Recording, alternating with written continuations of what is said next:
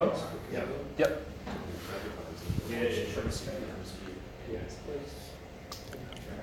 Alright, I think we're live. This is awesome. Cool. Just quickly do a check again. Alright. Excellent. Alright, I'm really excited all of a sudden because it's been so long of preparation for this. So thank you everybody for coming. This is a fantastic turnout, and thank you everybody who are all the way around the world who are watching this as well. So welcome to the new episode 1 of Gemini, or of Gemini 2. So we're incredibly excited to be running the second cohort of this. We've got some of our alumni here as well, and I don't think any of us really expected that we were going to have a second Gemini. I don't think we expected it was going to be a real first Gemini. So contact light.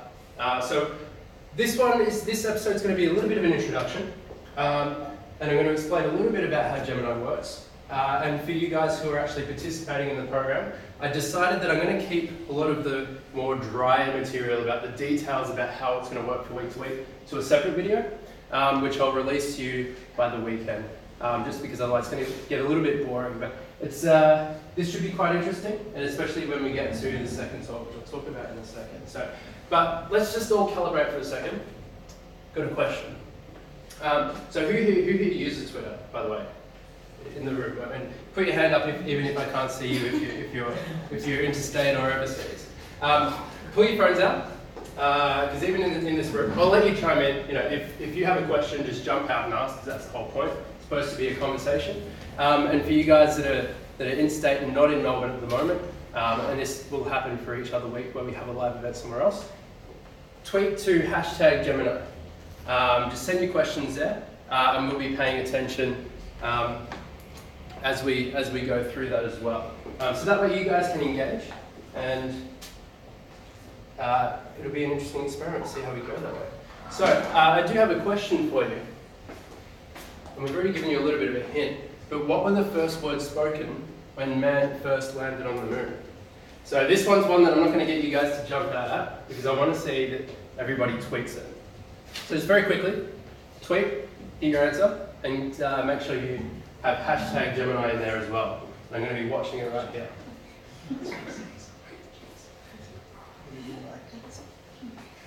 I'll give you a couple of minutes.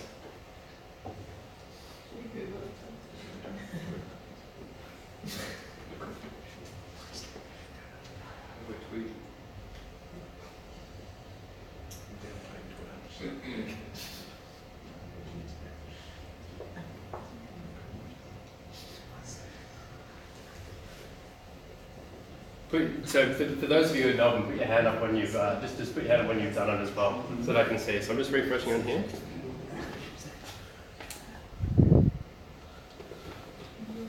All right, we've got one answer from our special guest. Have you done it? Excellent. #Gemini. It's not coming up here. I think I just did. Yep. I don't know, that's not easy. Got couples. I mean, so far we're doing quite well. All right. So by now you probably, for those of you who have clicked to it, you can probably actually see what other people have been writing. So the first words were contact light. Mr. Aldrin. Yeah, and I was about to say who actually said the first word. So for those of you who didn't hear, who was it? Who said it? Buzz Aldrin. Buzz Aldrin did. Yeah. So fantastic, cool. So we all know how to use Twitter, which is fantastic. So if you have any questions, tweet to #Gemini. But now let's dive into it. So this is where it sort of looks a little bit boring. So this is what we're going to go over today, and we'll keep it as short as possible. But if you have any questions, jump out and just ask them. So we're going to do a little bit of a meet and greet. So I'm going to put your hand up if you're actually one of the participants in Gemini at the moment. Cool. Okay. There's a few people in here, but we'll get you to come up on stage in a second, and I just want to have a quick 30-second introduction as to your background and what you're doing and why you're interested in this. I'm going to talk about what is space, very quick recap, because a lot of you have probably already seen me talk about this in one of my It's Not Rocket Science Roadshows. Talk about our vision, and we'll go into a few other things about where Gemini came from, what all this is all about, and where we're going with this, why this is such a cool program, or I hope you think it's such a cool program, because this isn't just Moonshot X's thing, this is for all of you. And then for the participants, what's going to happen over the next 7 days. Now, I'm going to talk for probably no longer than 40 minutes, and then we're going to switch over to our special guest speaker today. And I hope he doesn't mind this picture, but I loved it when I Google searched it. So we've got Dr. Mark Gerblin with us here today. He's a psychiatry registrar at St Vincent's Hospital here in Melbourne. He's also, as I put it, a space medicine and bioastronautics master. We're very lucky to have him here today to talk to us a little bit about what that is. How cool, bioastronautics is a word, I think is just absolutely amazing. So that's going to be really cool. So he's going to give a TED-style talk about that, and hopefully some of you guys can become inspired and I guess learn something new that you just had no idea about before. And maybe you'll be able to meet some people within the Gemini community and start to work on some of these problems and create a solution for it. So how many of you remember a slide that looked like this when I spoke earlier in the year? Yeah. So what is space? So for us, this is just a quick recap. This is space. It's not just aerospace. Let's see right there. Yeah. It's not just aerospace up here. It's also all of these things. Tourism, education, space technology underpins all of our major economic sectors and every aspect of society, and most people just don't know about it.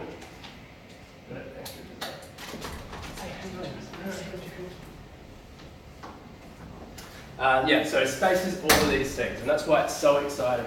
And this is why we're trying to bring people into the program, into our community that aren't just scientists and engineers, and not only people who really want to build rockets, even though we love people that build rockets, obviously, naturally. They are our base of the community. But we love having lawyers, we love having doctors, we love having all kinds of different people. And also, we're not focusing on just aspiring entrepreneurs. We need to bring academic and industry researchers in. We need to bring students in. We need to bring all these different kinds of people because they're on the different components of these innovation ecosystems that we're really looking to build. So what do we do at Moonshot? We try to make space easy and grow space and deep tech innovation ecosystems in all of the cities around the world that we're getting up and running. So just very quickly, this is actually something, so we gave a big pitch yesterday, we made a bit of an announcement. We're actually starting to raise a big space investment fund, which we wish to power some of our later stage, follow-ons from Gemini. So I'm going to quickly explain them here because we haven't spoken about them outside of our pitch yesterday. But a lot of you already know about space apps. How many of you have heard of space apps or been a part of space apps? Yep. So we leverage these events, and this is where Gemini came from as well. We leverage these kind of events where people work together to solve these problems or get familiar with space, learn about the opportunities, and we try to, or even like this today. And I should remind you that applications are still open. We've got them open. We're going to keep them open for another couple of weeks, just so you guys, just in case you're sort of teetering on the edge and you're not sure. Hopefully, we can sort of push you over that a little bit more. Then we've got the Gemini program, which is what we're doing at the moment, which is all about your personal development. So it's not an accelerator because we don't take a startup, we take an individual. And you might be working on a startup, you might be a part of a research team, you might be a policymaker or somebody else. We take you and we work on your personal development, and it's about building your personal network and get you practicing and learning about new things and meeting people from around the world. This logo should look familiar. So some people ask me what the X in Moonshot X actually means. Initially we developed it because it was for Moonshot Accelerator. We started Moonshot X thinking that we needed to build an accelerator first. We realized that that wasn't the case, and then Gemini came about. But we do need an accelerator, and that's this part here. So that's where we're looking to provide seed funding for groups that do manage to sort of get off the ground a little bit, get a little bit of traction, and we want to support them through that process. So we want to give them a little bit of seed funding, run them through a 3-month full-time program. So it's enough that they can support themselves at that time, and hopefully we can get them to the next stage. And we've got a few metrics which I'll briefly introduce you here, because we sort of touched on them in Gemini 1. And we've been developing essentially a bit of a model around this. We're going to implement it more in Gemini 2. And it's to help you strategically plan your growth and to make sure that you're constantly progressing as you go through this program and throughout these programs too. Now, Moonshot Hyperdrive is where things get really interesting, especially for you guys that are looking at doing big deep tech hardware like rockets, like satellites, that sort of thing. This is where we're looking to get startups that have quite a bit of traction. And the biggest thing that's impeding them from developing is that they need to test their hardware in space. So they need to get access to data sets that are coming from satellites that is very difficult to get access to and that kind of thing. So this is where we'd be looking to provide startups with $75,000 worth of seed funding, for example, and we'd be giving them special access to resources that you can't get to at the moment. So one of the relationships that we've just established is with Airbus, for example, and we're looking at how we can leverage some of their space-based services so they can become accessible to startups, and that we can say, let's say you're going to take 2 years to do some development and validate some hardware that you've prototyped up. We want to eventually shrink that down to 3 months. And so we're working with partners around the world, big and small, to try to make that happen. And then of course, we've got Moonshot Ventures, which is really the exciting part that underpins all of this sort of happening here. So Moonshot Ventures is that fund that we're raising at the moment. So we're looking at $25 million for Australian space and deep tech companies. So it's a very exciting thing. So we'll really start making a lot of progress on that in December this year. So this is roughly the Moonshot X model, and it's really to take you through, I don't know, the project's a little bit difficult to see here. It takes you right through from idea generation to proving that you understand the problem, to making sure that you actually have a fit to that problem, which lines up really nicely with the end of Gemini. We think you can do that in about 6 months.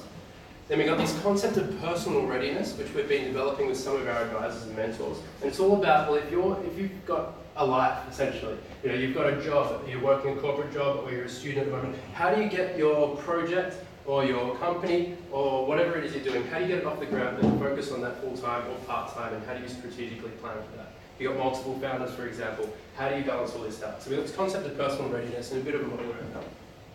And then we go to product market fit as well. And that's making sure that, sure, you might be able to have some revenue, but you've got to make sure that there's a big enough market to sustain what it is. And so having a little bit of practice and experience in how to do that, that will be really, really helpful for you.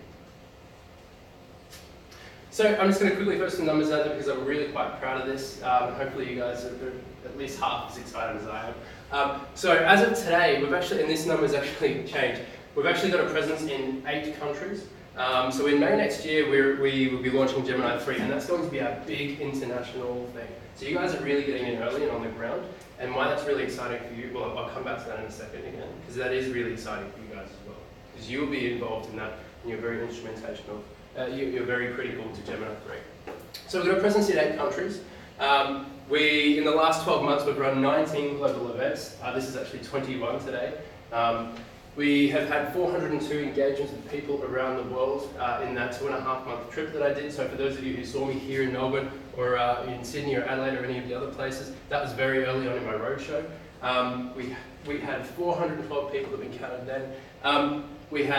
And now, as of today, we've got 28 participants from across the Asia Pacific region who are participating in Gemini 2, which for us is something we're incredibly proud of, because for Gemini 1, we essentially tricked a whole bunch of people who were doing space apps to come into our program. This time, we just spoke to you, and for whatever reason, you've trusted us to come into this program. So hopefully, you'll find it just as valuable as you expected. And so we're about to run through the first of 16 talks today. So a little bit of a background on where Gemini came from, very, very quickly. NASA Space Apps, like I mentioned. It was actually by accident that Gemini became a thing. We contacted the organizer of Space Apps in New York and said, do you mind if we try to work with some of the best teams that win the Space Apps Hackathon and get them to continue to work on their products afterwards? So we did, and then we got teams like these guys here. This is actually at Space Apps in Melbourne when these guys won. So this, at the time, was team, have we got Pangea? And now, I can't remember. It was SafeLink, now so it's Pangea. SafeLink there, yeah. So this was team SafeLink, and that's a critical part of the story as well. These guys had a really, really good idea. And by the time they got to week 3 in the program, they realized that they weren't necessarily as motivated about it as they initially thought. So they turned and they changed everything to Pangea. And using some of the and you guys can correct me if I'm wrong, using some of the material that we taught them in the first episode about having a vision, which for Gemini 2 is happening next week in Adelaide, they sat down and said, well, what are we really passionate about together, and how do we build that into something we really want to work on? And so then that's where Angie came from. So I might pull you guys up in a little bit. Let's see. Yeah. Depends how much time we got.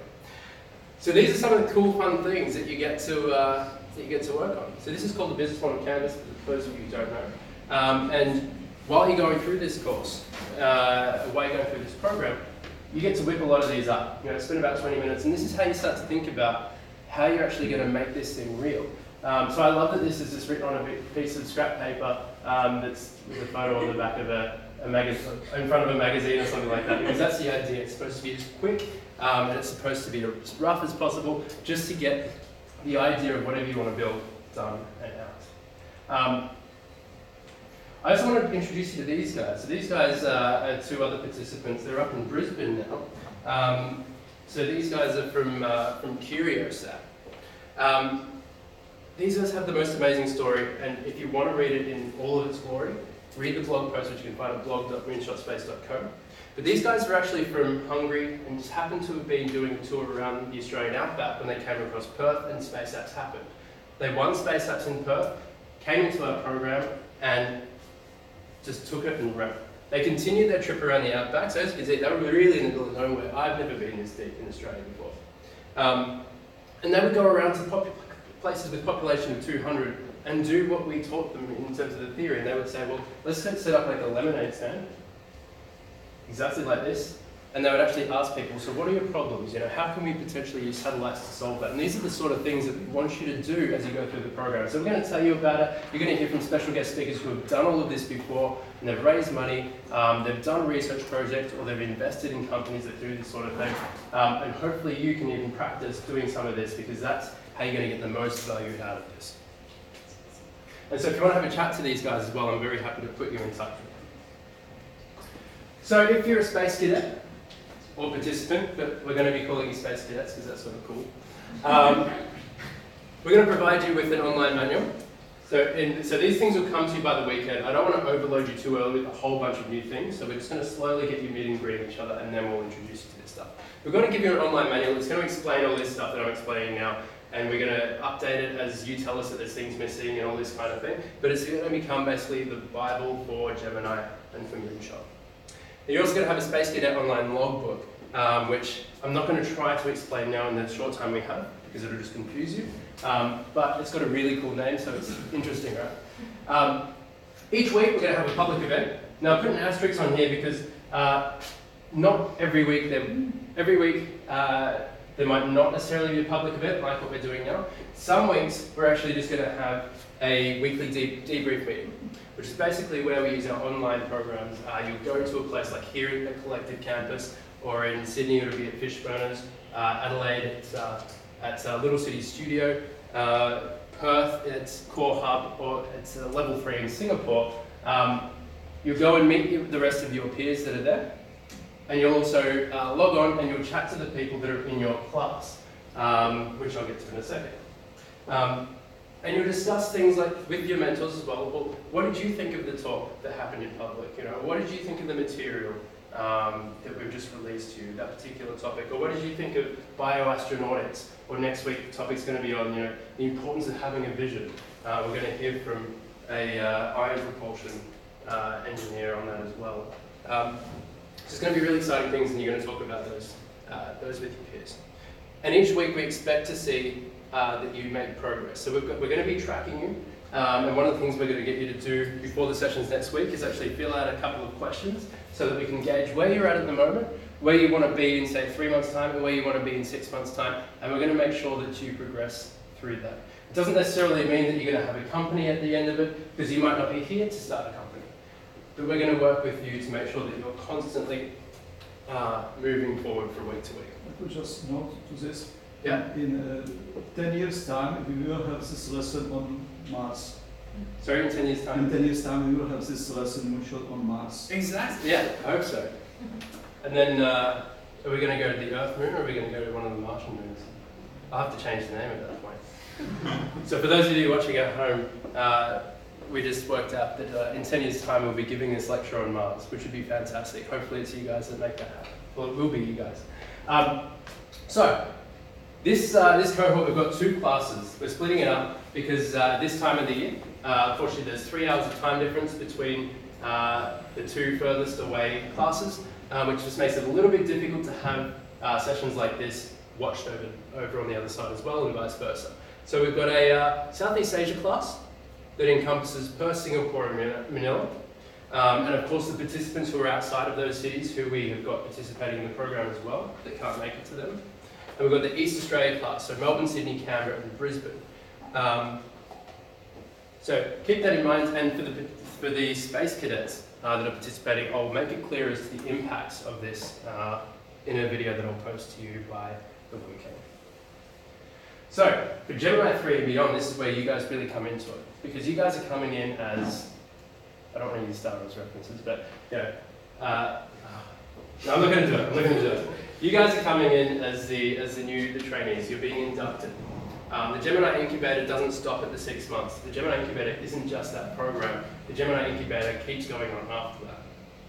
The 6-month program that you're going to participate in is what we do to ensure that you meet that sort of minimum standard, and you're going to be productive, and you're going to make full use of everybody that is in that network for the rest. Because it could be that you run through 4 different ideas through this program. You might be coming in at the moment wanting to start a company, saying, all right, I know exactly what I want to do.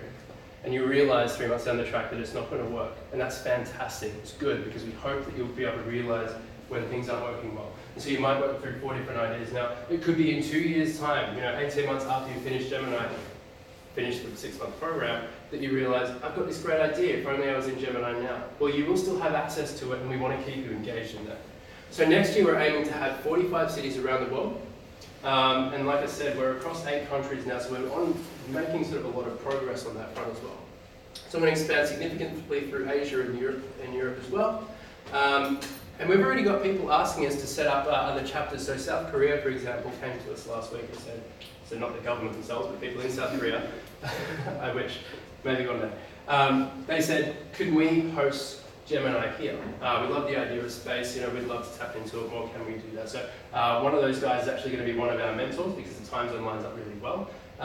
And so that's a part of that international mentoring aspect that you guys are going to get as participants. In Denver, we had a very similar thing. So you're all really critical to this, because the students will become the mentors eventually. Maybe not next year, but maybe the year after. But you guys are really important, because we want this to become a peer, self-sustaining community. And so even now, you guys should be mentoring each other as well, as you guys learn and start talking to people and all that kind of thing as well. So the Gemini Incubator doesn't end after 6 months, it's only the induction. Just want to drill that apart. Now, last but not least, I've got to mention this one, because so SpaceCom is an amazing conference. It's running in Houston in early December. Moonshot are one of the partners of this conference, and so I'll be flying over there. It might be a little bit difficult for you guys in the Asia Pacific to get there at the moment, but for those of you watching from North America, I hope you'll seriously consider coming along and have a chat. There's going to be some amazing people here, and maybe in the future, as we work towards having a much more global and a little bit more well-resourced Gemini Incubator, we'll be able to get you guys to actually come across. So they run a big business plan competition as well. And so I would love to see some Gemini participants and alumni actually coming over here, and we want to support you to do that in future years, to be able to compete on that in this global scale. So check these guys out, they're fantastic. But, I thought there was one more slide to close it up. But on that note, I would like to stop bothering you with all this boring stuff in my motto, and I'd like you to give a round of applause to Dr. Mark Joblin, who's going to talk to us about bioastronautics. Thank you very much.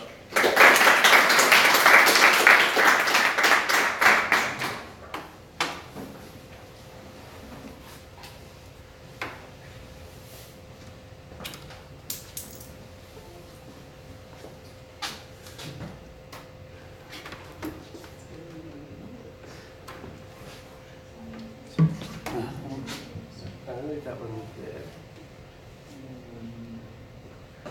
Let's see if I can just chuck this up. Oh, really? And this is the right cable? Is this a mini? Oh no, I need mini HDMI. Yeah, that's it.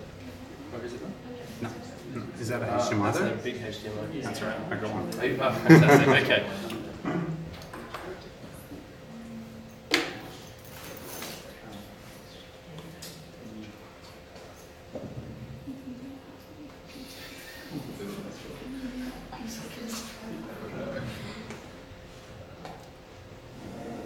Somewhere. So this is an intermission. So talk amongst yourselves, and we'll let you guys know as well back at home when we're ready to go.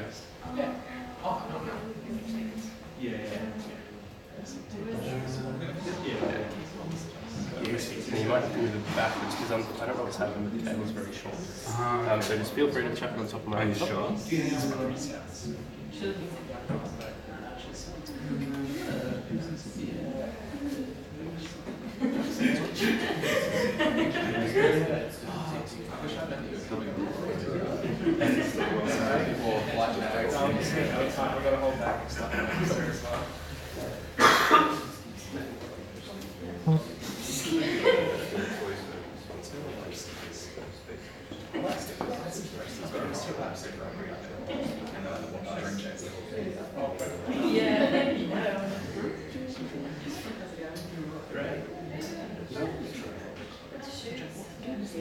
that your desktop?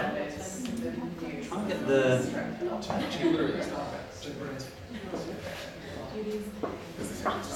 What are you trying to do? I mean, how you get the notes on the main?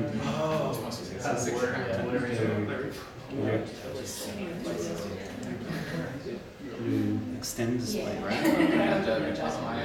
Yeah, that's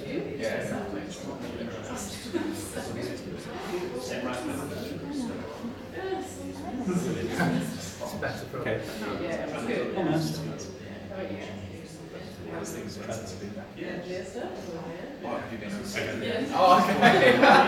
Is that excellent? That's within it. Yep. Cool. Fantastic. Cool. All right. Ready to go.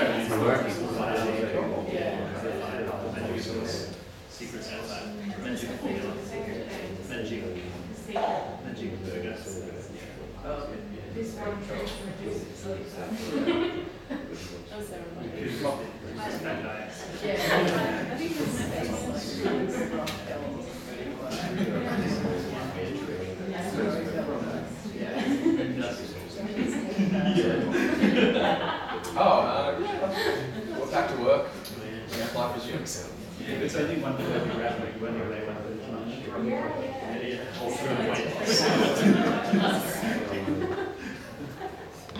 All right, almost ready.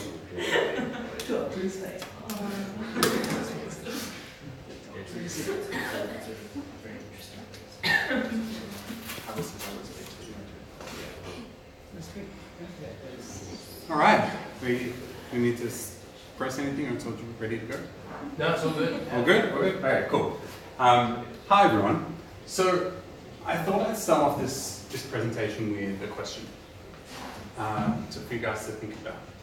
And that is, how is it that space medicine could help us to improve healthcare for everyone back at home, everyone here in the normal hospitals?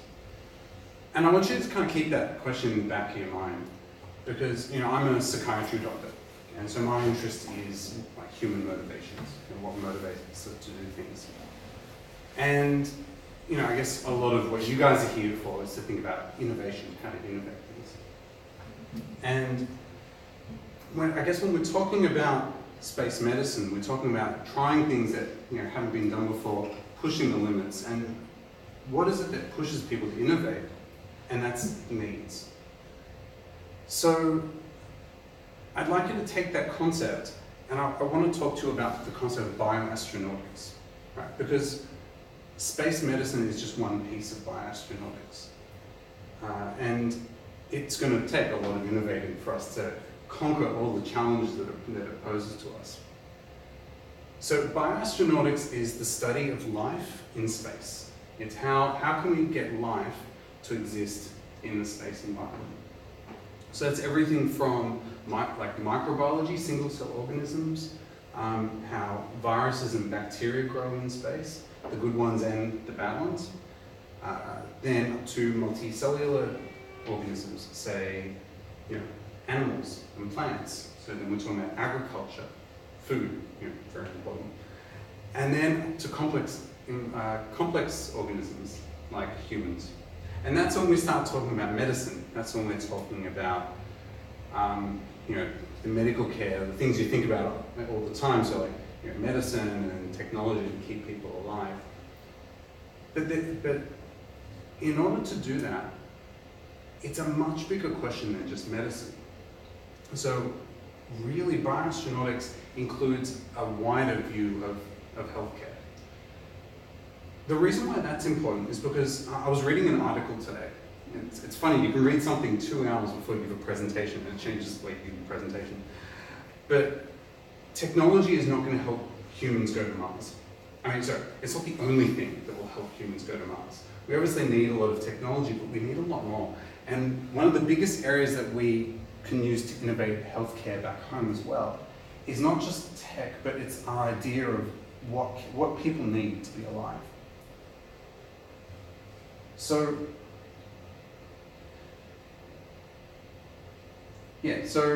one of the things that we'll see with bioastronautics is this greater view of human health. And I guess the easiest way to explain that is to kind of go through what a bigger picture of health is. So all of you have been in to see a doctor, I'm assuming, in your lifetime. But also most people have been to a physiotherapist or a dietitian or a psychologist, right? So you have all these other professionals that are involved in your healthcare, right? So there are also things we've got to think about. But you also make health decisions every day in your normal life. I'm sure many of you have thought about work-life balance. What you're going to spend your weekend on. You might have thought about your social health, which is the relationships, the people around us, and environmental health. The places we live and we work. Who's walked into a house or an apartment they were thinking of moving into and thought, is this lounge room a place where I can actually relax after my difficult day at work? Or you get to a new office and you set up your desk and okay, now I can work in this space, whether you're a clutter person or I've got to keep everything really clean and right angles. When we talk about human spaceflight, all of those choices are taken out of our hands, right? Because of the needs of the environment that you're trying to work in, you don't have a lot of those choices. So your work-life balance is defined by the needs of the mission and the cost for you to be up there. A good example of this is in 1974, when on Skylab 4 there was the first mutiny in space. And that was that the crew of 3 astronauts on Skylab cut their communications with mission control because they weren't listening to them. They were exhausted and their efficacy at their work was dropping off, and they're like, we need a break. And it was, I think they said it was something like $22 million for their work for one day in modern day cost. So NASA's like, no, we need you to get all of this stuff done. You've only got so much time. So the needs of the space agency and the needs of the astronauts went into conflict. But there's only so far you can push a person. It's the same thing with social health. Whenever an astronaut is getting ready and training to go up to the space station, they have to speak with the people back home before they go about what they do if a loved one passed away. I mean, you can't come home, so you have to, would you like to be told? Do you want that information kept from you? How are you going to say your child's birthday? How are you going to be there on an iPad? I'll tell you, being there on an iPad is not going to be the same as being there in real life for you or for your family. And then environmental health. That lovely lounge room like we were talking about before might be a little harder to relax when that's the environment that you spend your time in. It's not exactly the most aesthetically pleasing environment to be in. Now, these might all seem like really small things, but have any of you ever, I'm guessing many of you have either had a difficult housemate in the past, or been in a workplace where there was someone that you didn't really gel that well with. And you know, the first few days, you know, you just kind of put up with it the first few weeks. But you know, in the scale of months and years, those little things become really, really annoying and start to really affect how you work together. And so that's the same with all of these things, whether you're talking about the environment you're living in or you know, the people around you, it starts to cause really big issues later on in the mission. And when you start talking about going to Mars, all these little things become really, really dangerous things.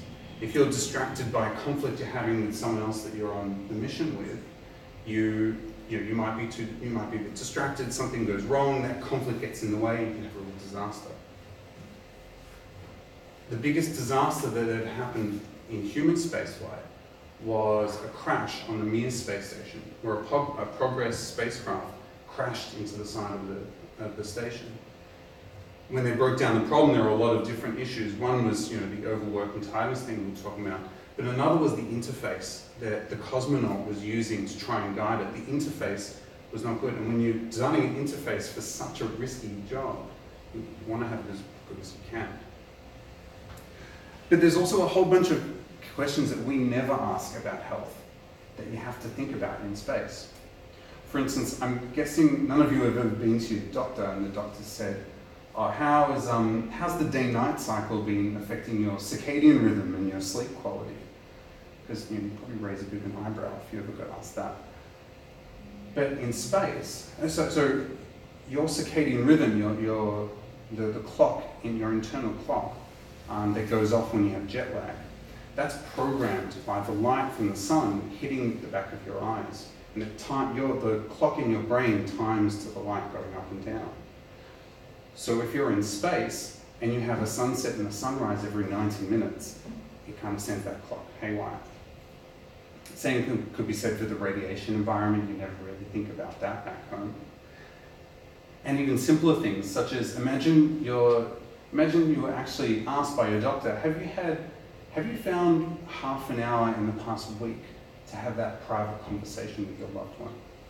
You know, say it's your partner and you haven't had the chance in the past 6 months to get half an hour to talk together. Now, in the scale, and that's going to cause a bit of conflict in your relationship. And on the space station, you can get visual privacy. Your bedroom is, a kind of coffin-shaped thing with a sheet that goes across one end. But, back home, in the habitable volume of the Earth, you can go for a walk, you can go to your bedroom and close the door. You don't have that option. So visual privacy is something you can get, but auditory privacy is something that's really difficult.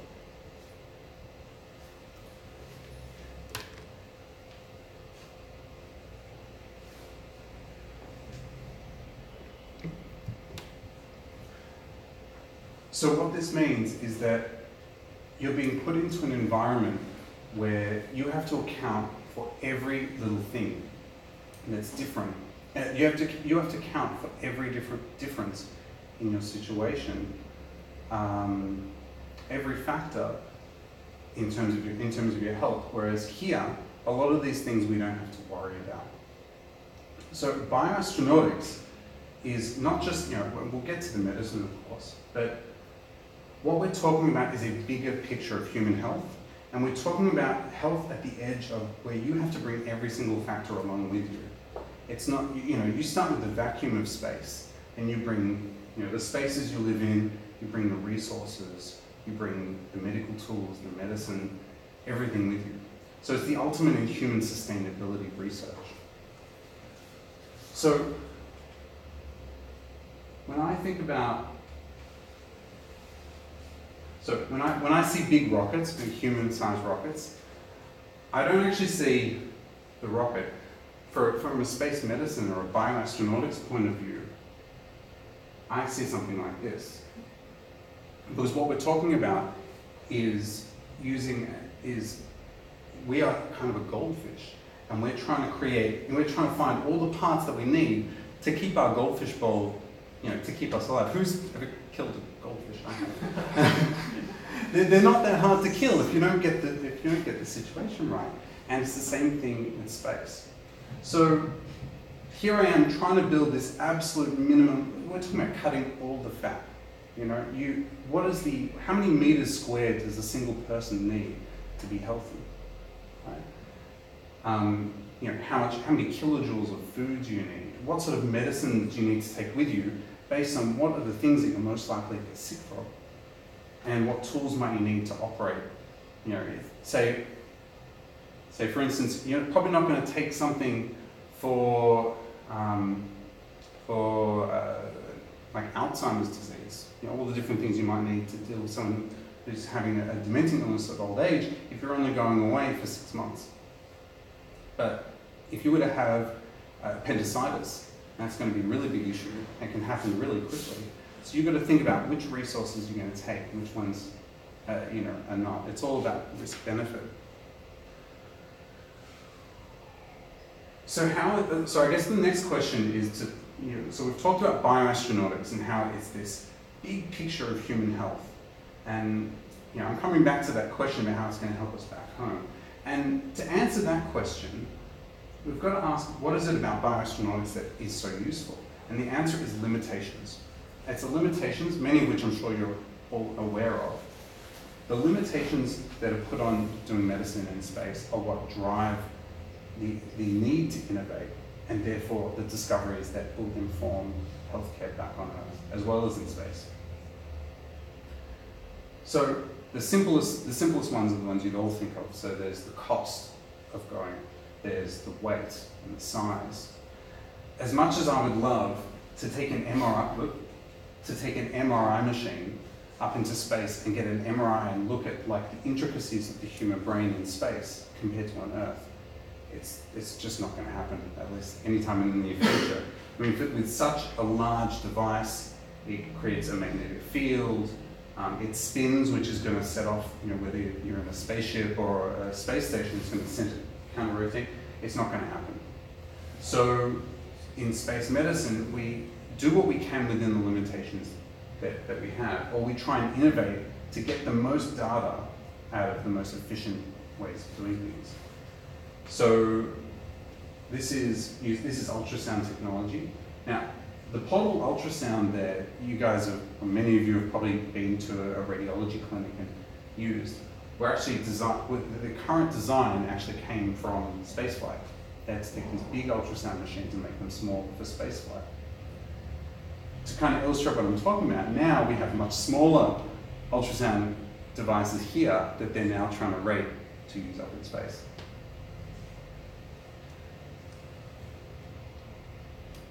Okay.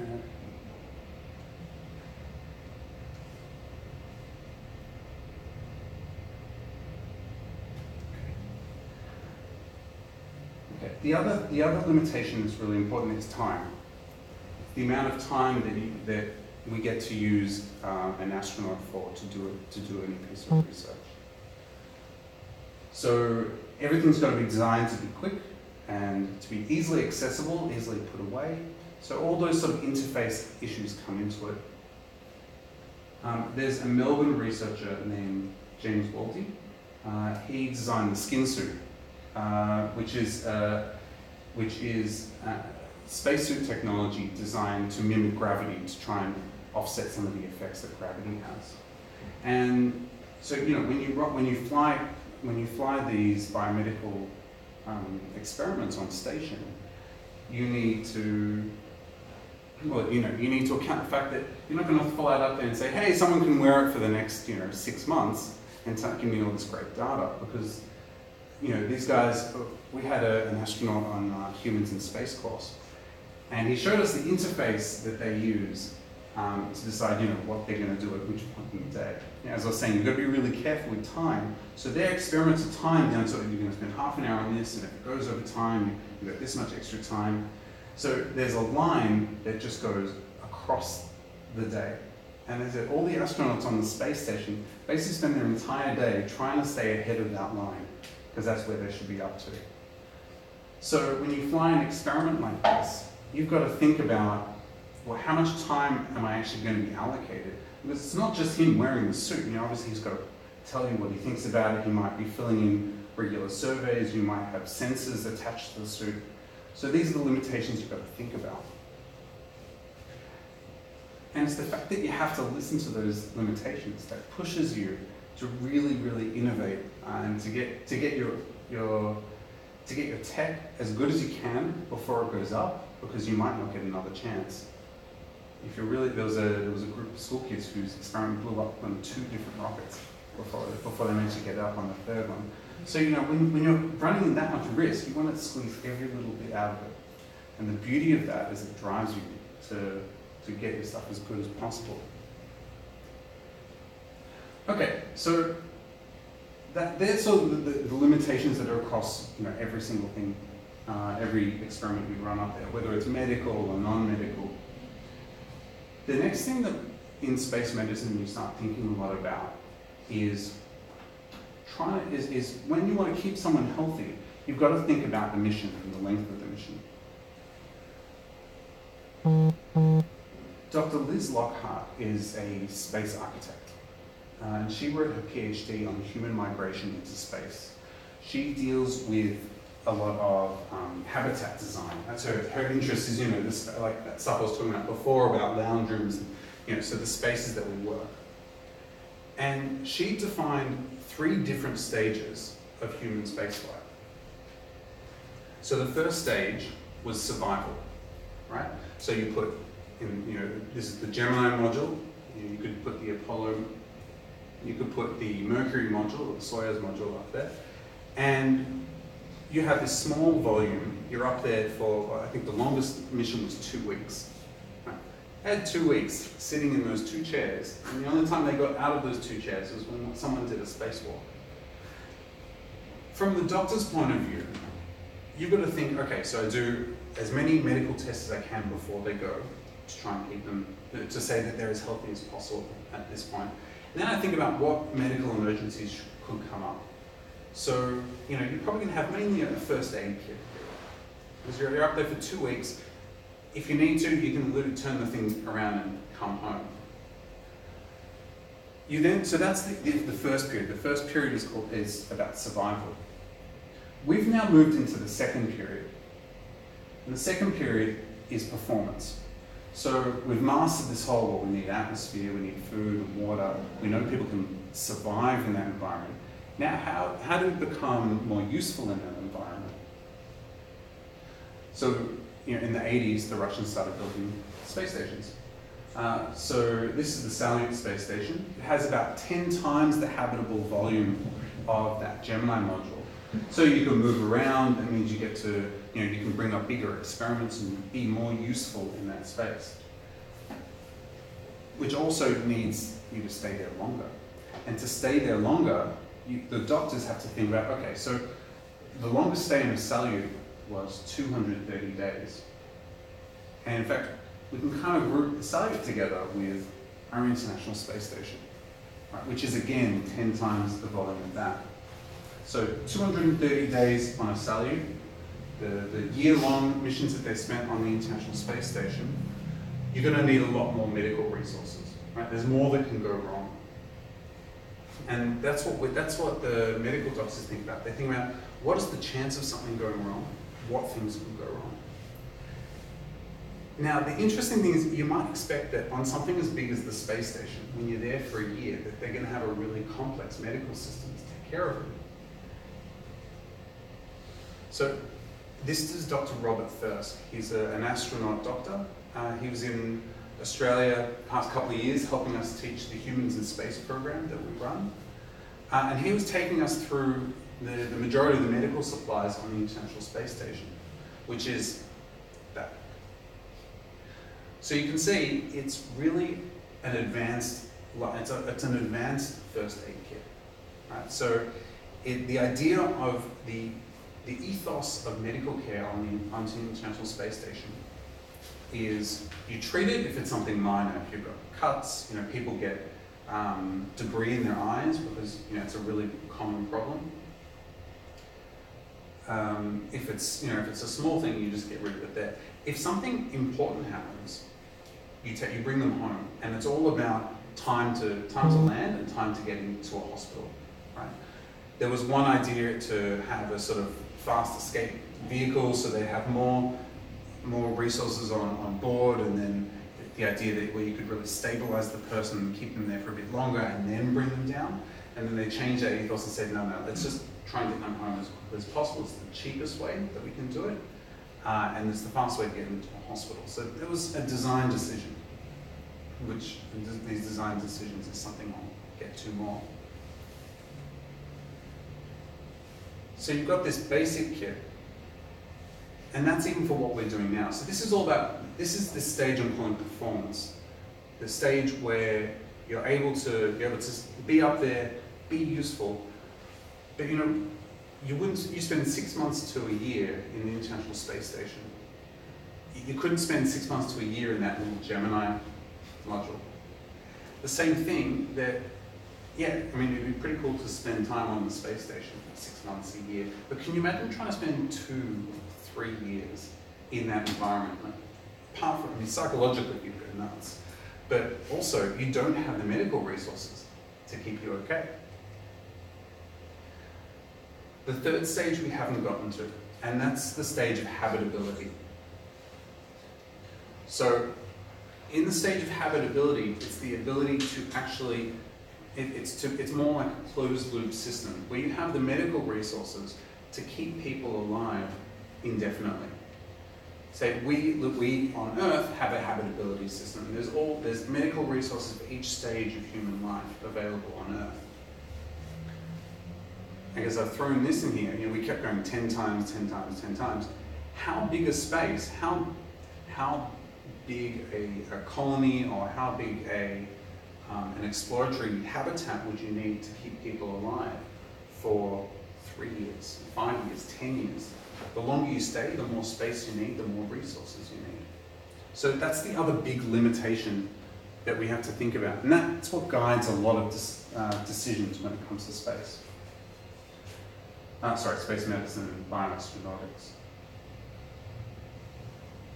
Now, the people designing Mars missions have got one of the hardest jobs, because you have to, it's not just a matter of, well, this is what we need, so this is what we build, or this is what we're going to build.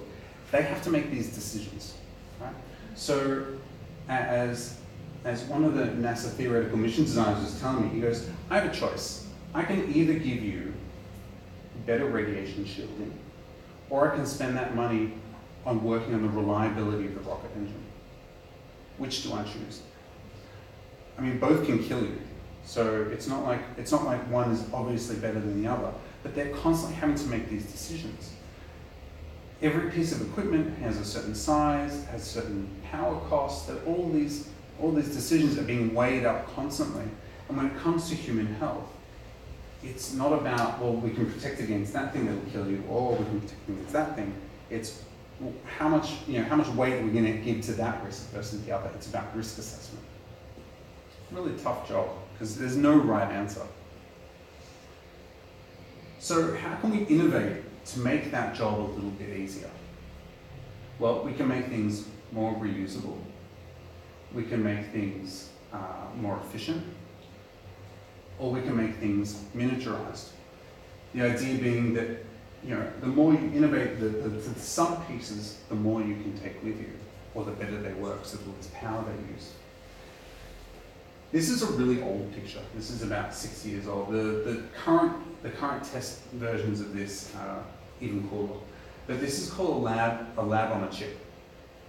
There's a company that was designing these to be able to do blood tests in Africa, where you don't have access to these big machines. So the idea is you just put blood in the end of it, and physics draws it across through the biomarkers, and you get an answer to, you get all your different blood stats there in the moment. So that's just one kind of example of how you could, instead of having to take this big machine, you could take these little, hopefully reusable chips.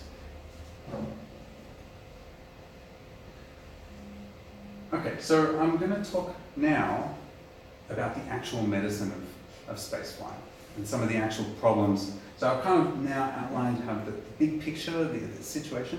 Now we're going to go into the actual challenges that we've got.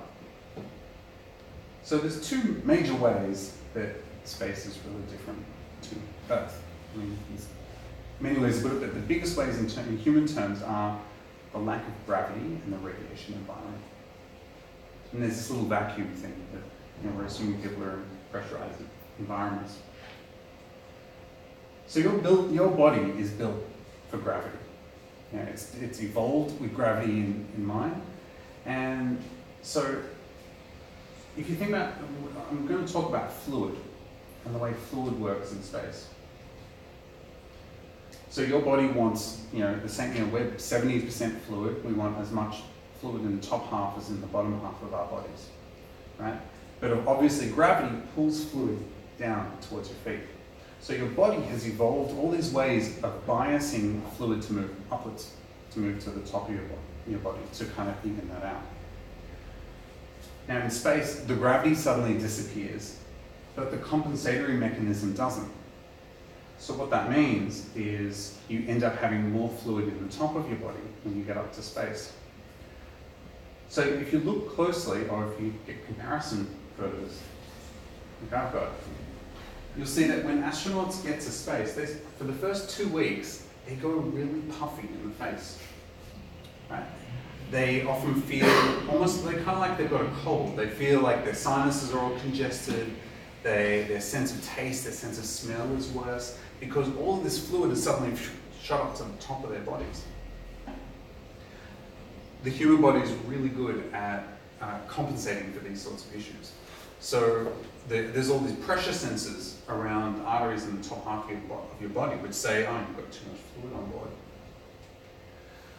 So then you pee a lot of that fluid out.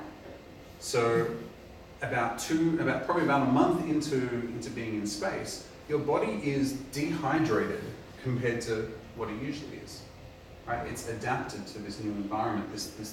It's got to adapt to the fact that there's no gravity, so the distribution of fluid in your body is different to the way it usually is. That doesn't cause a huge amount of, actually no, that does cause some problems. But the biggest problem that causes is that when you come home, if you don't compensate for it, suddenly you're incredibly dehydrated. And so in the very early days, they'd bring back astronauts and they couldn't stand up. They'd stand up, they'd feel incredibly dizzy and just fall down. So these days, the astronauts will fluid load before they come back. They eat a lot of salt, they drink a lot of fluids to try and, you know, to take on more water than their bodies had for quite a while, so it's a bit easier when they get back.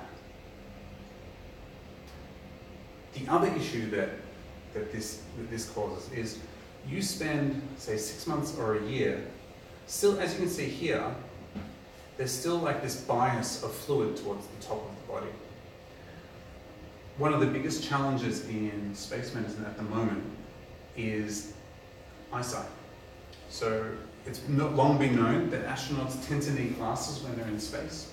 And no one really thought too much about it in the early days until they realized that the astronauts were coming back and their eyesight, some of them, their eyesight wasn't getting better. They continued to have bad eyesight. What we're just starting to understand is that the pressure on the top half of your body is actually pushing on the back of the eyeball to the point that the shape of the eyeball is actually, the roundness of your eyeball is actually being pushed forward. And for some people that's a permanent change. Kind of concerning, the fact that you can go to space and you can come back and you have a permanent change to your body, a permanent loss of visual acuity. That's one of the big challenges that they're working on at the moment. One of the cool innovation things I saw around that was a research group which had taken a tiny camera and put it in between the optic nerve and the sheath of cells next to the optic nerve. This is like a micron's small gap. And they were showing this data where they'd gotten a camera in between there. Again, it's the need that generates the innovation. You know, we need to do this, we've got to find a way to do it. There's a whole bunch of other problems that you get from zero-G. So that falling over when you get back, it's also due to the fact that your balance system gets really thrown off. Your balance system, you're used to, you know, I can tell that I'm standing here, I'm holding myself straight up because there's all these sensors in all of my joints that tell me where my body is in space. But of course, when there's no gravity and up and down don't really mean anything, all of those norms in your head go completely off. So nausea is a really big issue for the first couple of weeks. There's lots of other issues. Obviously, the muscles and bones one most people have heard of. That your muscles get weaker unless you work on them. Your bones lose density. So astronauts actually take osteoporosis drugs these days to try and maintain bone density. This will become more important when we talk about Mars as well. But some of the other ones that you don't really hear as much about is that medications don't work as well. Your immune system doesn't work as well. And of course, if you're going to paint that picture, bacteria for some reason are more dangerous. For some reason they're better at causing disease. So not the greatest combination of things. Now then there's radiation. So we've talked a bit about zero-G. The next one is the radiation environment in space, which is really different to at home. There are three major types of radiation you can get exposed to. There's the Van Allen belts, which are kind of trapped protons and electrons. They're all the satellite people who probably know quite a lot about. There's galactic cosmic radiation, which is the atomic nuclei and pieces of nuclei from supernovas that happened millions and billions of years ago, which are flying through the universe and then start colliding with your body and your spaceship. And you don't get radiation like that on Earth. And then you have these CMEs, these events on the surface of the surface of the sun. We have these magnetic fields that suddenly rupture and just spew this radioactive plasma out into space. So these ones come as like a wave. It's like there's the typical environment in space, and then suddenly you get this wash of high intensity radiation. The Curiosity rover was hit by one of these, which was really useful, gave us a bit of that data about radiation. One of the things NASA's always recounted is that between Apollo 16 and Apollo 17, one of these hit the Earth-Moon system, right? And they were so lucky, it was within 2 weeks of humans being out in space, because even on the space station, you're still in the Earth's magnetic field.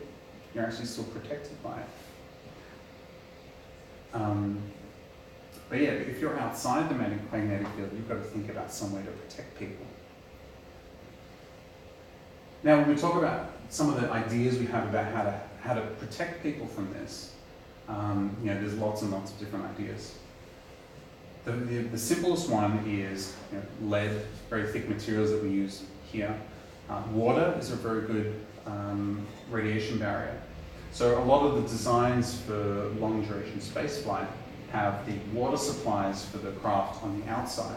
So you kind of drink water and then you pee it out and it kind of gets filtered and then put back around you, so you're using it like a shield.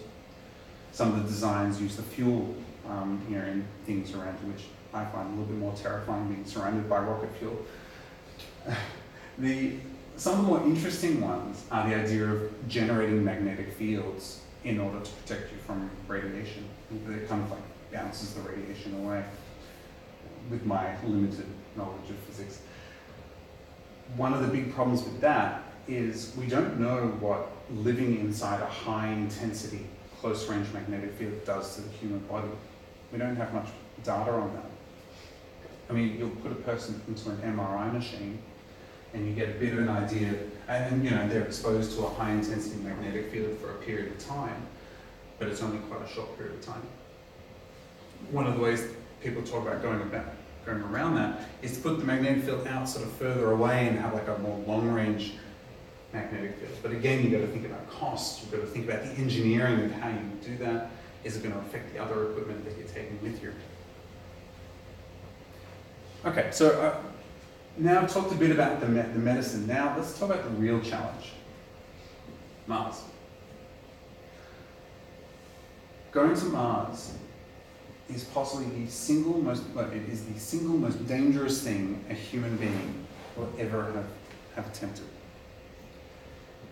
One of the flight surgeons at NASA famously quoted that never before has a doctor been asked to verify an astronaut or any person that their health will be okay for the next 3 years. You go to your doctor and you're great, come and see me next year. But you're living on Earth. If something happens, you can just go back to your doctor. But this is, well, for the next 3 years, you're on your own. So again, when we think about this huge list of things we do to prepare people for it, and then what equipment do we need to bring, it's just a step up from anything we've done before. But then if we think back to all the problems I was just talking about, so you're going to spend 8 months in 0G. Your body's going to cope with all those changes, the fluid movement, the bone and muscle, the balance system. And then you're going to get to Mars.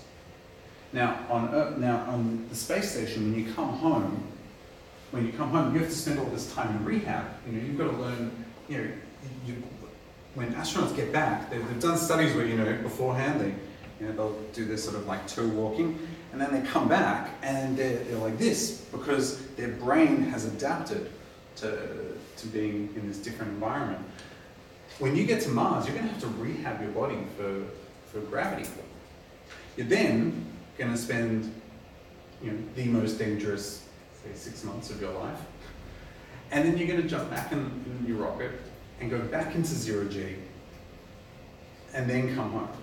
So the idea of being able to go through rehab when you get there, then perform at your peak performance, and then go through that whole 0G thing again, is another layer of complexity that we're going to have to layer on top of this mission.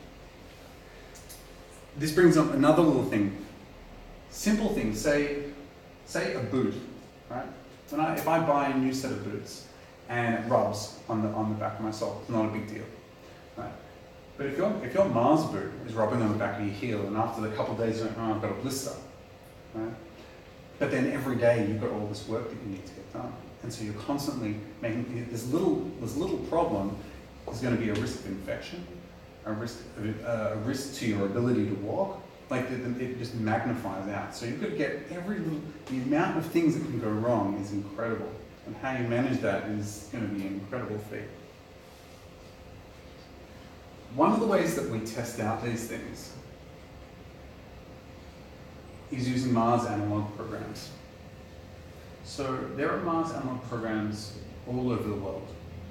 And what these are is places where groups like the Mars Society, NASA, ESA, Roscosmos, put fake astronauts in fake Mars habitats.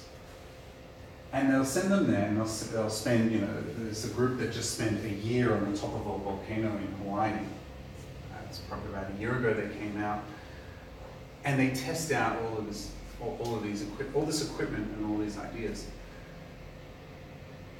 It's, I guess, in a similar way to developing a business or going to war.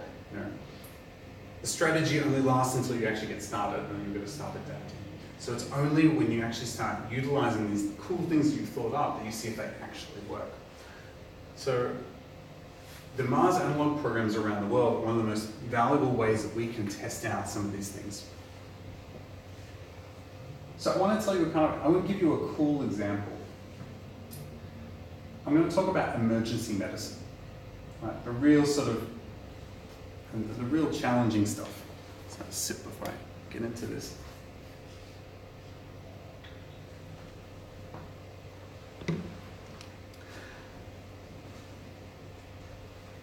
So this is Susan Jewell.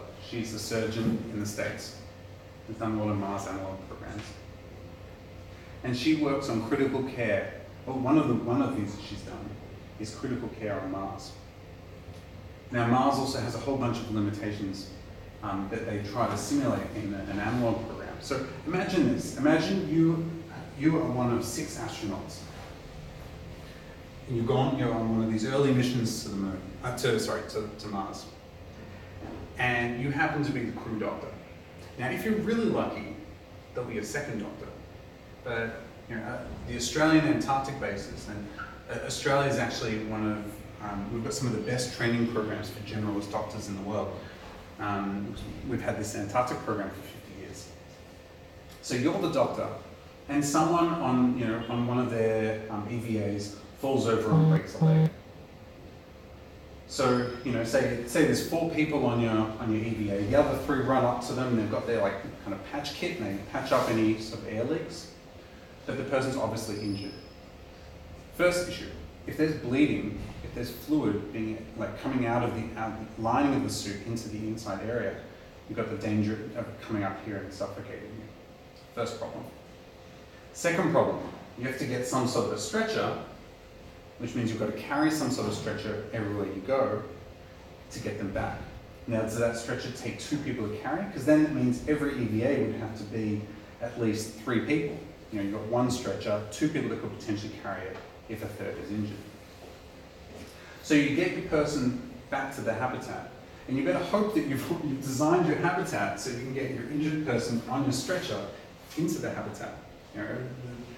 There was a hospital recently that they put up, and then they realized that the lifts they'd put up couldn't actually fit the beds. Little design flaws, but they cause really big problems.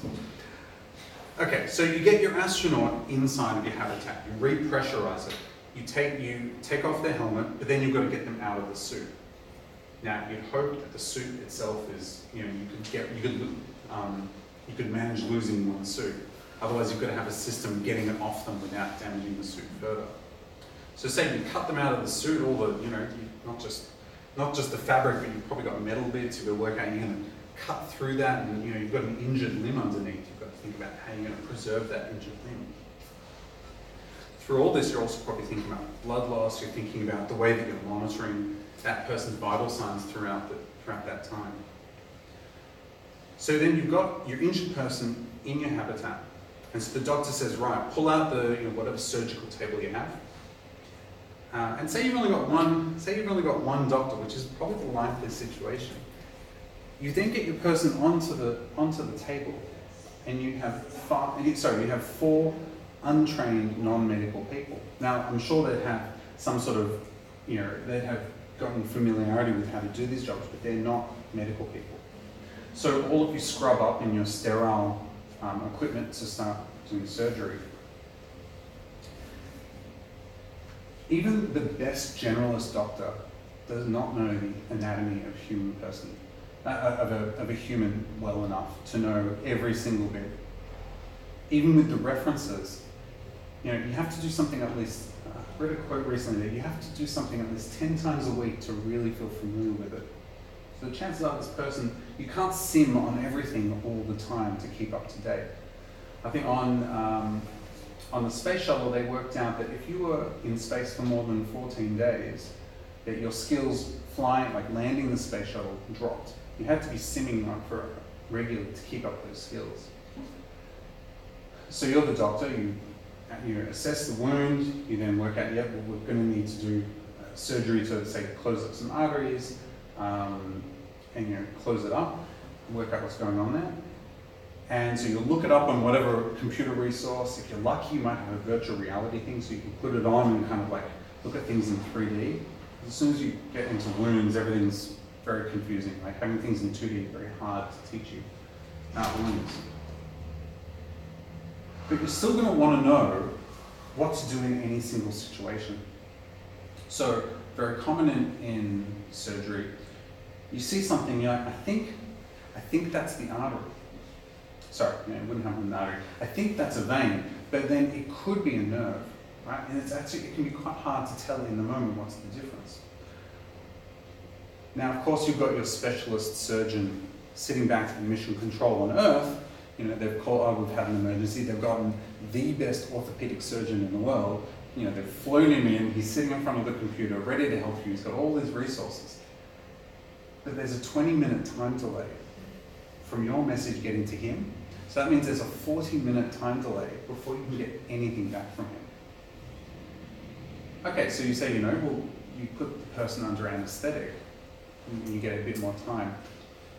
Yes, but no, because the longer you're under an anesthetic, the more dangerous it is, the more chance that your blood pressure will drop, or your body temperature or your inflammatory systems will go up, and surgery is based around what is the shortest period of time that we can keep a person under an anesthetic. So somehow you've got to work out how to do this surgery you have to have a system for communicating your needs to that surgeon in a way that you get as much information in these little packets as possible to keep your surgery as short as possible. That terrifies me. That whole concept terrifies me. And I know a story of an Antarctic group that were moving from Tasmania down to Antarctica, and someone had a gallbladder infection, and they were 3 days out, and the antibiotics weren't working, so they decided that they had to do this situation in the middle of the sea, in a boat, with a doctor and a whole bunch of other people, and open up and take the gallbladder. And that was scary on Earth, in a pressurized environment, when you had real-time communication with your doctors back home. The last thing that would make that really hard, if you really want to get really interesting, is trying to do it in 0G. Because water behaves really strangely in 0G. When you don't have gravity, surface tension is the major force that acts on water. And so that means in your surgical field, when you're looking at the wound itself, every time usually you'll use suction to try and get the blood away from the wound, but it's just going to bubble up and it's just going to move across the surface, it's going to do its best to cover your ability to see what you're doing.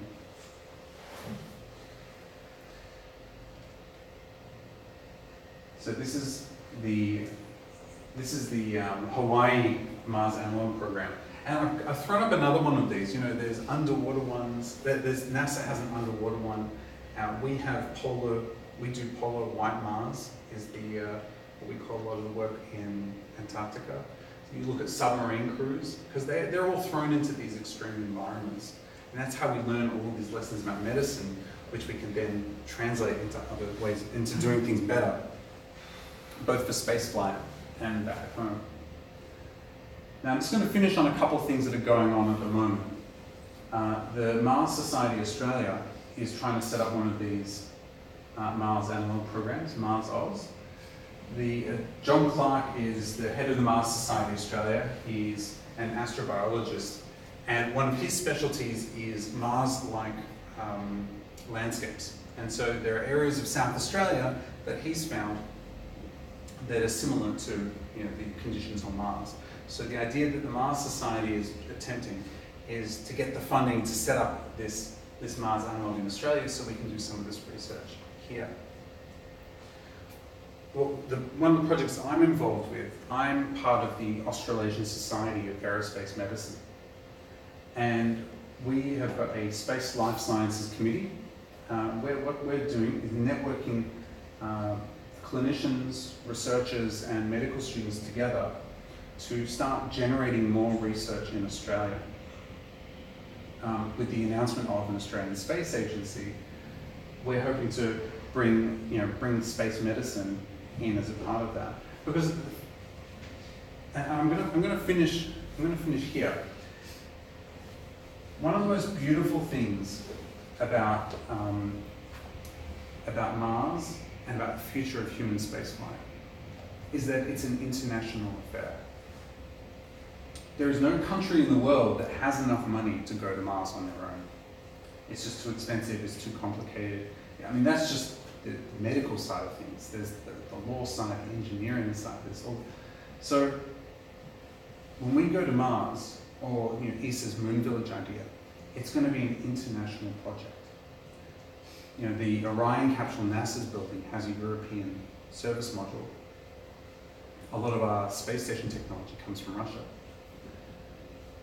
And the amazing thing about this is that governments and industry and science have never cooperated internationally on single massive projects as much as they will have to do to go to Mars.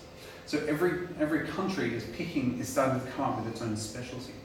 Canada is now the robotics, the space robotics people. they've picked their national specialty. And so what you'll see is you'll see a mission to Mars where there'll be sort of the major players, but then there'll be all these side players, and all of them have their one speciality. So one of the things we're doing is we're finding the one or two medical specialities that Australia would have amongst the greater space medicine efforts of the rest of the other countries involved. And I've no doubt that out of the Moonshot X project, we're going to find some of the other specialities that Australia eventually comes up with. So thank you very much, everyone. And yeah, any questions?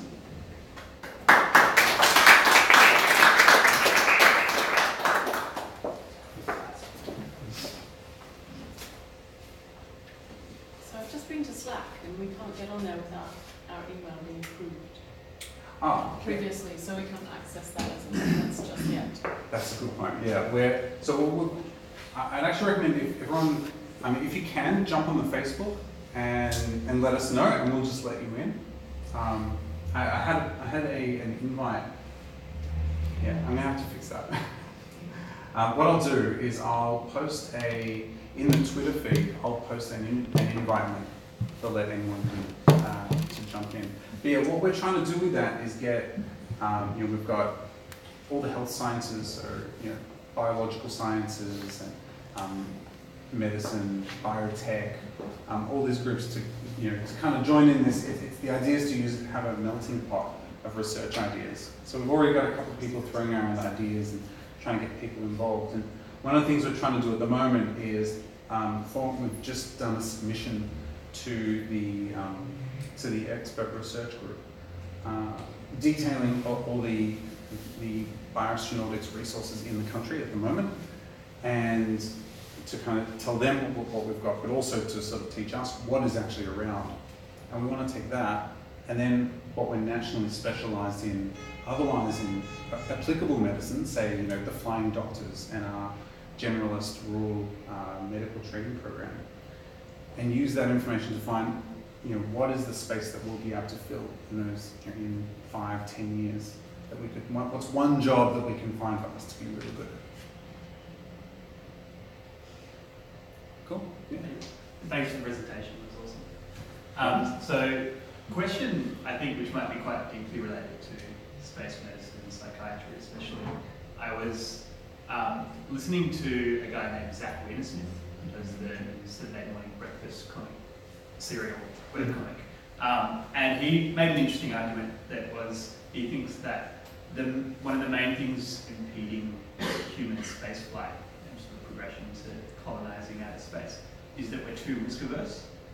So he sort of cites a few examples, one of them being, I think, it was like a escape hatch on the ISS that actually doing the engineering to get that on there blew out sort of the timeline and the sort of money for the whole project to a point where it just became infeasible to do that. He sort of cites these examples, says maybe we're actually too risk averse and we need to accept that people are going to die and that that's going to happen. Do you have any thoughts on that and whether that's true? Just for those listening, do you just want to repeat that concisely so they can hear it as well? Sure. Yeah. So the question was, are we too risk adverse when we think about spaceflight these days? So some of the safety was like the safety improvements on the International Space Station set the timeline way back and cost so much. I completely agree with you. And it's one of the big differences you see in the modern space program compared to the Apollo age. When Neil Armstrong and Buzz Aldrin landed, they left with the government knowing they had a 50-50 chance of actually coming back. You would never get the approval to fly something like that these days.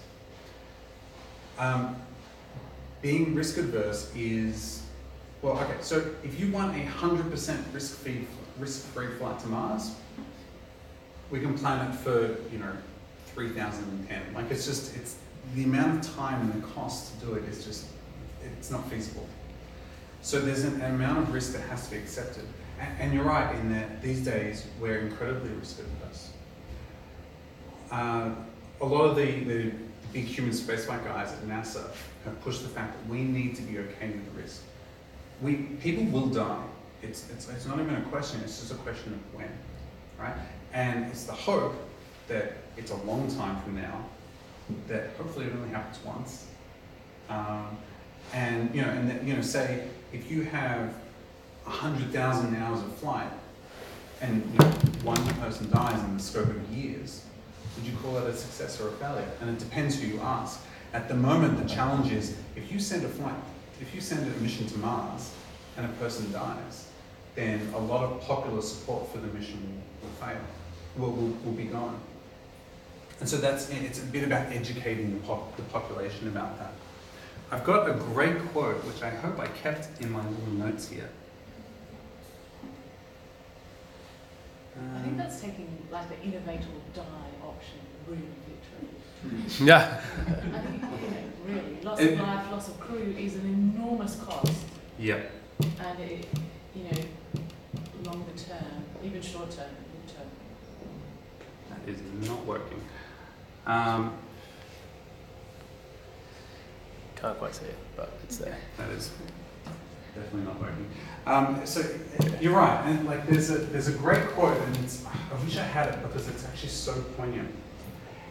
There's a quote from Gus Grissom, and it was that it went somewhere along the lines of people will die in the process of going to the moon or the process of space flight, but we choose to take on that risk. And we think it's worthwhile, and that if that were to happen, we hope that people would continue on. And that quote is so poignant, that kind of paraphrase quote is so poignant because he was one of the 3 Apollo astronauts who died in the Apollo 1 flight. I agree, and it's an incredible challenge. How, knowing that there is always going to be risk, how do you minimize the amount of risk? And how do you choose which risks are bigger than others, and which are worth it? So I guess so I've got 2 questions that I want to ask that are coming through Twitter, but I also want to point out that you missed the perfect opportunity to make a great pun, and it's that the cost to get to Mars safely would be astronomical. You were searching for a word. You were searching for a word and you didn't quite get it.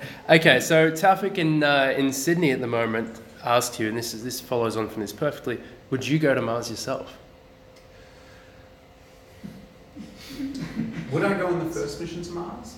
To be honest, probably not. I think I would in a second, I would go to orbit. Would I go to Mars? No, but it's not necessarily because of the risk question. The people who go to Mars are going to spend 10 to 15 years of their lives training to go. If you look at astronauts, you can say, I would love to go to Mars, I would love to be a mission specialist. But for me, I wouldn't be an astronaut. Because the lifestyle of an astronaut is an incredibly work-oriented lifestyle. Right? They sacrifice an incredible amount to do what they do. And I have incredible respect for them. For me, family is, for me, what I would love to do is I would love to be the guy who sits in mission control. So I'm training to be a psychotherapist. My interest in medicine is psychiatry and the psychological factors in this whole process. How do you keep these people sane? How do you get groups of people to work together? The structure of human relationships. So what I hope is that I can spend time, that I can be in a mission control, and I can be one of the people supporting those astronauts on that mission. Would I go on the second flight? Maybe. Yeah, great. Okay, so we've got another question, which I think is I'm looking forward to your answer to this as well. It's from Michael in Perth. And he asks, what do you think about spin gravity as a solution to microgravity? So the funny thing is, all of my little notes that I have in my presentation disappeared. And so I was like trying to make sure, I'd gone over this, and I think I memorized most of it. There were a few bits that I missed out on, but that was one of the things I was going to mention. The idea of generating gravity is, the idea of spinning to use centrifugal force has benefit, but it's not a perfect alternative to gravity. There's Coriolis forces. So if you were standing in a spinning station, I'm trying to remember which axis it's on, but it's like if I'm walking that way, I'll actually feel myself being pulled to the side, it doesn't feel like normal gravity. As far as your body, would it have an effect? We don't know. There's a good chance that would be helpful. There was previously a plan to fly one spinning module on the station. The idea that you could maybe sleep in that and work in zero G. There's a whole bunch of other ideas on how you could potentially generate gravity. The best option would be to have everything on kind of on one surface, or and to be accelerating at 1G, say halfway to Mars, and then spinning around and then decelerating at 1G the rest of the way to Mars. Because that constant acceleration would be closer to gravity. I'm not exactly sure, but my understanding is that's a lot closer. That's probably the closest we could get. The problem with that is that right now it takes about 8 months to get to Mars. If you did it that way, it would take you 2 weeks. Right? And so what that means is it's the most inefficient way you could have to get to Mars. It'd be great to be able to get to Mars in 2 weeks, but the amount of fuel and the size of the ship that you would need would be massive. So yeah, that's another one of these big challenges we're trying to work out. It's not true. It's only if you talk about the classic chemical rockets. But if you get a plasma motor, you can do it. We haven't got it, but then already those probes which were going to leg out to those small asteroids and things like that. You can push it indefinitely. So it's just current problem is we haven't got enough source of electric energy. We need to have something which will like an atomic reactor which will produce enough energy, so it will be a very strong push. But it's not a problem. So this is currently we can't do it for 10 years time, but in 20 years time, then you can have a motor which actually pushes this way. And advantage is also then you will not be isolated on Mars, because you can travel from any distance in a few weeks. So it will cut the exposure to radiation, everything. So, but you do it much faster. It is in a work, but it will not happen now, but in 20, 30 years. Yeah. So just for the people on the other side, so the answer is that with electric propulsion and using plasma, potentially you could do that with an alternative source than a chemical rocket, but we don't have that technology, at least yet. Just to extrapolate further, I was going to ask pretty much the exact same gravity question, but there's two things I was thinking of. One was, could you use a tethered weight system to actually have a large mass, the tether to slow down the rotation effect and use the same amount? To slow down the rotation? It's like having a sling that you spin around, so you've got a heavy weight on one end and a ship on the other, and depending on where the center of gravity is of the system, that's your center of rotation point, and that would be spinning through space and whatnot. I don't know how to do it. It'd be like it's like a bowler or exactly. Yeah, I saw a Kerbal Space Program video where a guy made something like that. Well, there's similar systems. I think it's called Rotovator for picking things up off the surface of the planet and from space, because it's like having a ball with a line from the center to the radius of the circle, and as it rolls over the planet, it effectively stops on the surface and then accelerates something into orbit. I think it's a similar concept, but with that, you then run into a radiation problem where an effective shield against coronal mass ejection isn't there anymore because it's not static unless you found. So you're saying if you have a weight on the end of a tether and then your spacecraft on the other? It's where the center of mass of that system is, that's your rotation point. So you have a heavy weight which is moving at a very small speed, and then on the end of the tether, which could be 100 times, 1,000 times the distance from this focal point, it's moving at a very high speed relative to the center point, and you get a much bigger centrifugal force. This is the idea that you'd still be using centrifugal force. Yeah. But it's not as fast a spin relative to the body won't feel it as a spin. So you're saying the longer the distance, the slower you have to move to get that same amount of force. And the less variance between your feet and your head, which is what you're picking up. Yeah, that was the variance between your feet and your head, the longer it is. I mean, I think you run into some of the similar issues. I think the It's a conceptual. lighter weight thing to do. It's a way to do it, I believe, especially if you can put mass that you don't need once you've launched into that system. You have to build it in space. Yeah. Take off a bunch of farm satellites and use So that it's to something drive. like So the Mars Direct architecture. or intercept an asteroid, intercept something, not an asteroid, but a small satellite. The Mars Direct architecture was that you launch, and then instead of just getting rid of the first or second stage Yeah. of the ship, you actually just extend a tether. Well, even better than that, you have defunct stages of in orbit which are useless. Grab a bit of that space junk and use that as your master. Yeah. Each of these systems, I think, you run into some amount of those issues, but it's thinking like that of, okay, well, we've got that stuff in space already. How can we play with the physics in order to make it work? So there's a lot of value to that.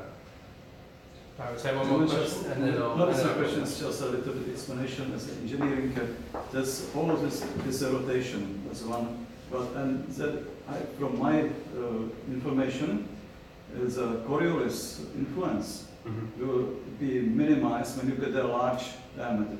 So if you got a very 100 meters, the Coriolis is not such a strong. But I saw the film. The Russian make experiments. They got a very small module like the Salyut, and they rotated it.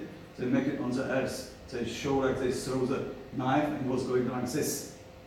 But they say in that small things, it is not possible for people. Wow, cool. Yeah, so it's a technical issue. So, but physics is saying that you can replace the gravitation by the rotation, but it must be a really big construction which we were not able to build yet. How do you get that much mass up there? So just to close out, why are we chasing 1G as well?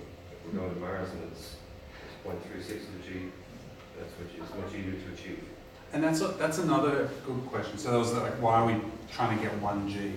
And it's a good question that we don't know if, for all of those 0G issues with the body, we don't know if you need 1G. You might be able to, 0.3G might be fine to just minimize those things Or somewhere in between. Yeah.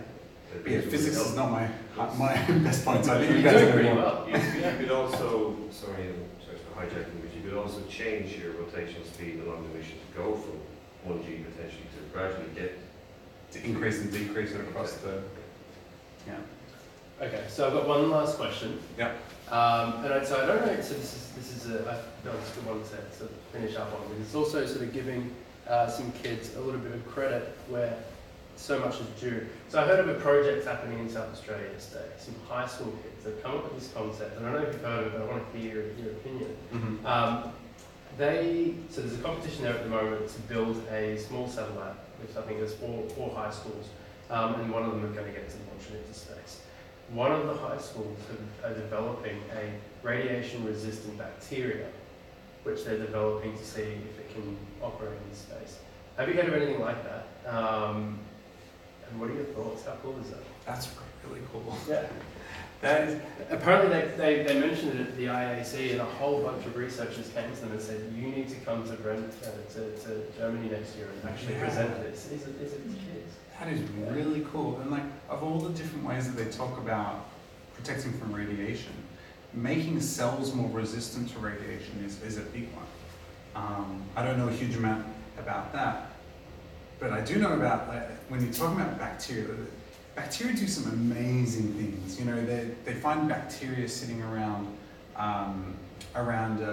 volcanic outlets at the bottom of the sea under incredible pressure, incredible heat. They found bacteria in the highest areas of the atmosphere where they've got Jupiter-like conditions. That is a really cool. I haven't heard of it, but I reckon there's an incredible possibility. I mean, imagine you could work out how those bacteria are becoming radiation resistant. And use genetic modification, because you can use a virus to insert bits of DNA into other organisms. Theoretically, we don't really have the technology to do it to people, nor the ethics. But Maybe on Mars we will. Yeah, but I think there's incredible possibilities with that. It's really cool. Cool.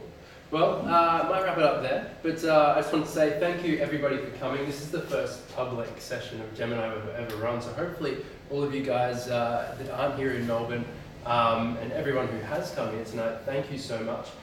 Thank you very much, Mark. Unfortunately, I don't have your gift here, but I will get you a couple of beers sometime soon. We'll catch up and have a great follow-up chat.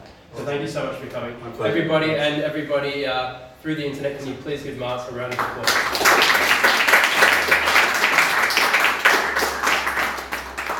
Okay, so thank you very much, everyone. So just to let you know, next week we're going to be live from Adelaide. We'll be hosting this exact session at the University of Adelaide with some of our partners there. So for you people who will be in Adelaide next week, I look forward to meeting you again in person. And thank you so much, and I'm looking forward to doing it again. So thank you. Have a good night.